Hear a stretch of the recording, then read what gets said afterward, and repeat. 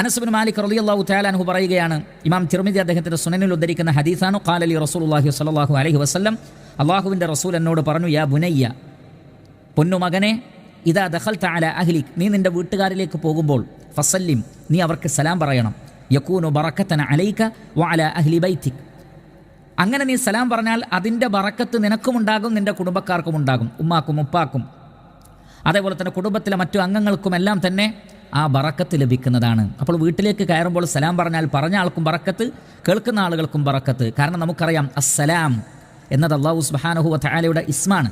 ഇസ്ലാം എന്ന് പറഞ്ഞാൽ തന്നെ സമാധാനവും ശാന്തിയുമാണ്. അസ്സലാം എന്നത് അള്ളാഹുവിൻ്റെ പേരാണ്. സുരക്ഷിതത്വവും സമാധാനവും നിർഭയത്വവും നൽകുന്നവനാണ് അല്ലാഹു സുബ്ഹാനഹു വ തആല.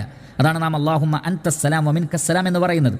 അള്ളാഹുവിൻ്റെ നാമം ഒരു വീട്ടിൽ ഉച്ചരിക്കപ്പെട്ടാൽ അതിൻ്റെ മറ്റൊരു പ്രത്യേകത, പിശാചുക്കൾ ആ വീട്ടിൽ നിന്ന് ഓടി അകലുമെന്നാണ്. കാരണം സ്വഹീഹായ ഹദീസിൽ വന്നിട്ടുണ്ട്, നമുക്ക് രാവിലെയും വൈകുന്നേരവും ചൊല്ലാനുള്ള ദിക്റിൽ തന്നെ അതിൻ്റെ ആശയമുണ്ട്. ബിസ്മില്ലാഹില്ലദീ ലാ യദുറു മഅസ്മിഹി ഷൈഉൻ ഫിൽ അർദി വലാ ഫിസ് സമാ വഹുവസ് സമീഉൽ അലീം. ബിസ്മില്ലാ, അള്ളാഹുവിൻ്റെ നാമത്തിൽ. എന്താണ് അള്ളാഹുവിൻ്റെ നാമത്തിൻ്റെ പ്രത്യേകത? അല്ലദീ ലാ യദുറു മഅസ്മിഹി, അള്ളാഹുവിൻ്റെ പേരിൻ്റെ കൂടെ ഒന്നും ഉപദ്രവിക്കുകയില്ല, ആകാശങ്ങളിലും ഭൂമിയിലുമുള്ള. അപ്പോൾ അള്ളാഹുവിൻ്റെ ഇസ്മ എന്ന് പറഞ്ഞാൽ ഉപദ്രവങ്ങളെ നീക്കുന്ന കാര്യമാണത്.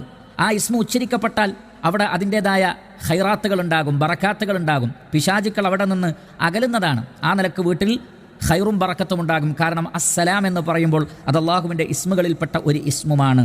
ആ നിലക്കെല്ലാമാണ് വീട്ടിലേക്ക് കയറുമ്പോൾ സലാം പറഞ്ഞാൽ അതിൻ്റെ ബറക്കത്ത് ലഭിക്കുന്നത്. ഇനി വീട്ടിൽ ആരുമില്ല, നമ്മൾ മാത്രമാണ് വീട്ടിലുള്ളത് എങ്കിൽ പോലും സലാം പറയാം, അസ്സലാമു അലൈക്കും എന്ന് തന്നെ പറയാം.